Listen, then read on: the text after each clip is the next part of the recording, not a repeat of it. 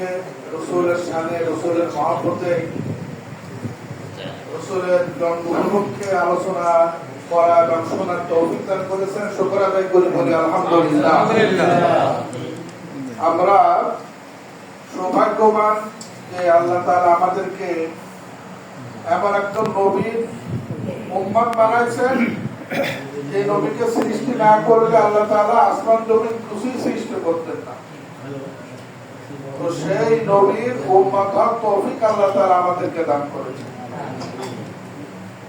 কাল কিয়ামতের ময়দানে আল্লাহ রাব্বুল আলামিন হযরত মুসা আলাইহিস সালামকে বলতেছে, মুসা, তুমি বনি ইসরাইলকে জানাই দাও, তারা যদি আহমদকে ভালো না বেসে আমার কাছে আসে, আমার সাথে সাক্ষাৎ করে, সে যেই হোক না কেন, তাকে আমি জাহান্নামে দেব।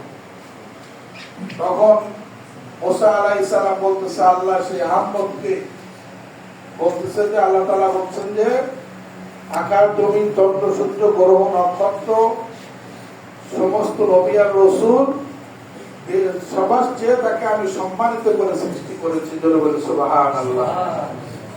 তো আল্লাহ রাসূলের প্রশংসা শুনে,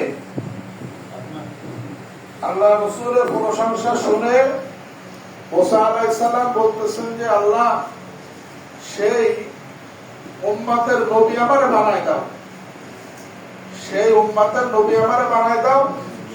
আল্লাহ তাআলা বলছেন যে সেই উম্মতের নবী তো তাদের মধ্যে থেকেই হবে।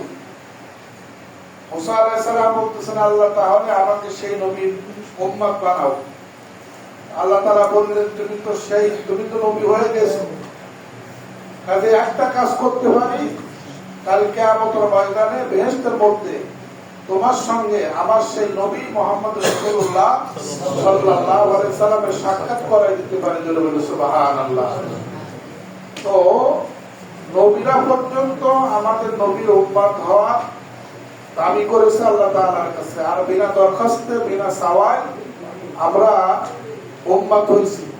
এইজন্য আমরা সবাই খুশি না? কেউ সবাই খুশি না? ইনশাআল্লাহ খুশি যদি হয়ে থাকে মহব্বতের সাথে আরেকবার বলি আলহামদুলিল্লাহ। যেহেতু এখন ওয়াদের সময় না, তো আমি এই পর্যন্ত কথা শেষ করলাম যে আগামী আমাদের যে প্রোগ্রাম গুলো আছে যথাযথ ভাবে যেন আমরা সবাই পালন করতে পারি। আল্লাহ রসুলের মহব্বত যেন রসুলকে ভালোবাসতে পারি, সারা পৃথিবীর মানুষকে জানাই দিতে পারি যে এই নবীর ওসিলায় আমরা দুনিয়া আসছি। এই নবীকে সৃষ্টি না করলে আল্লাহ তাআলা কিছুই সৃষ্টি করতেন না। এরকম একটা হাদিস আছে না, যে আদম আলাইহিস সালাম একটা ভুল করছিলেন, ভুল করার ফলে দুনিয়া পাঠিয়ে দিলেন। দীর্ঘকাল কান্নাকাটি করার পরে আল্লাহ তাআলা আদম আলাইহিস সালাম বললেন, আল্লাহ, তোমার আরো শেষ কাজ সামনে, জান্নাতের খুঁটিতে তোমার সঙ্গে একজন নাম লেখা রয়েছে, তার নাম হচ্ছে মুহাম্মদ, সেই নামের উসিলে তুমি আমাকে মাফ করে দাও। তখন আল্লাহ তাআলা বললেন যে মুহাম্মদের পরিচয় তুমি কিভাবে পাইলে? তখন আদম আলাইহিস সালাম বললেন, আল্লাহ, আপনি যখন আমাকে মাটিতে বানায় আমার মধ্যে যখন রূহ দিয়েছিলেন, আমি রূহ দেওয়ার সঙ্গে সঙ্গে আমি তাকাইছিলাম, তাকায় আমি জান্নাতের খুঁটিতে তোমার নামের সঙ্গে মুহাম্মদের নামটা আমি দেখতে পেলাম। তখন আমি ধারণা করেছিলাম যে এই ব্যক্তি সাধারণ কোনো মানুষ না, সাধারণ কোনো নবী না, যে আল্লাহ নামের সঙ্গে যার নাম লেখা। আল্লাহ, ওই নামের উসিলে তুমি আমাকে মাফ করে দাও।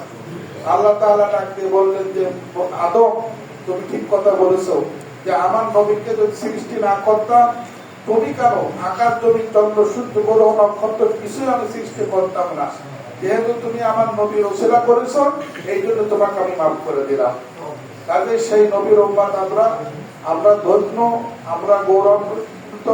কাজে আল্লাহ তাআলা শুকর আদায় করে আমি আমার বক্তব্য শেষ করলাম।